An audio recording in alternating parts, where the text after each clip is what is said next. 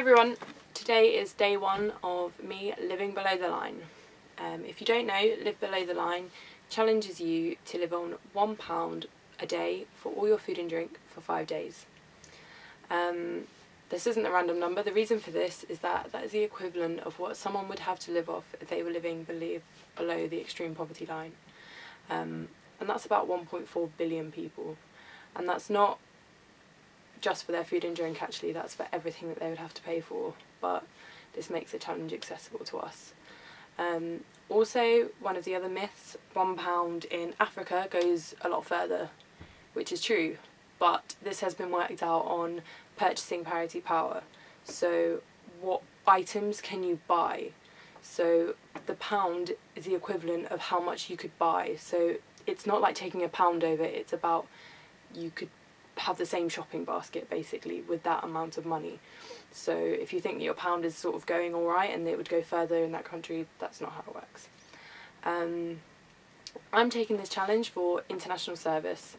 I want to raise awareness about poverty and about people being more globally aware in general, but I also want to raise money for international service because they're an organisation that I volunteered with and I've worked with, and what they do is they facilitate building capacity of a partner in that country overseas, so it's helping them deliver better to the beneficiaries, and I really like that because I get a bit nervous about projects that just go in and try and enforce something which isn't appropriate in that setting, in that culture. Yeah, so I'm just going to show you what you can get for your fiver, and what I'm going to be living off for the next 5 days. So my tins: chopped tomatoes, 31p each,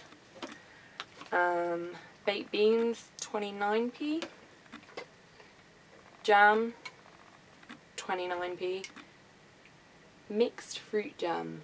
I'm not entirely sure what those fruits are, but they seem okay. Got some kidney beans, which were 18p, bargain.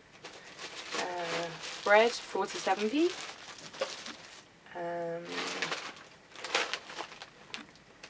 Frozen fruit and veg, I think 75p. It was really hard to try and get any sort of fresh fruit, and then if you did, it would be like getting one thing, there'd be no mix, so that's why I've gone for frozen veg, which I don't ever normally eat. Bananas, they're about 12p each, and I got one for every day. Oats, 55p.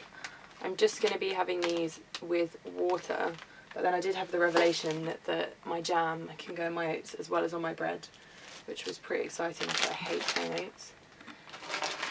Rice, 40p, and instant noodles. They're 11p each, and I've got 4 of them. I don't actually think they're vegetarian, which I am, but you kind of give up on any sort of ethical behaviour. Yep, so that's my goods.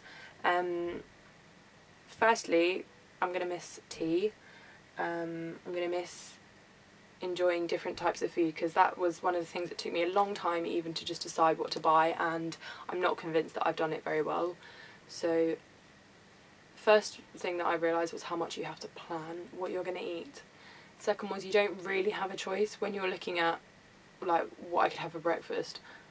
Oats is going to fill me up and it's cheap, so that's it. And everything kind of has to be able to go with everything else. So I've got bread that can go with my jam or my beans or my tin tomatoes, and my veg can go with my rice, and I'm going to have rice every day, and so there's no variation. It's just going to be really samey and really boring.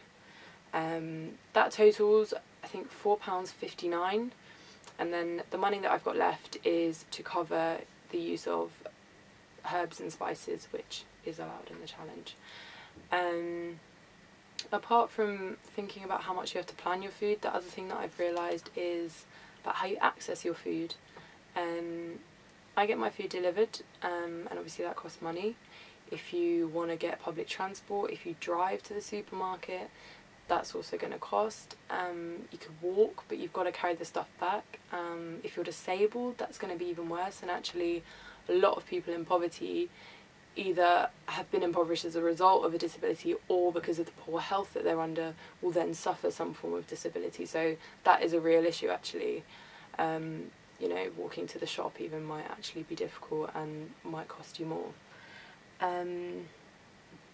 Yep, so those are my lessons so far. Today's been okay, but I know it's not going to get any better.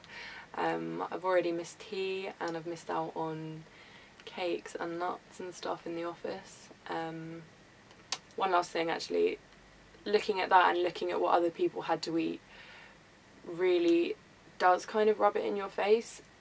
And this is like been a couple of hours that I was doing this, and I know that, you know, even in London, places in America, and especially like in Brazil, people of extreme wealth are living next door to people with absolutely nothing, and they must spend every day looking at people that are so well off and like really comfortable in their lives. And actually that was quite difficult for one day. So yeah, that made me think.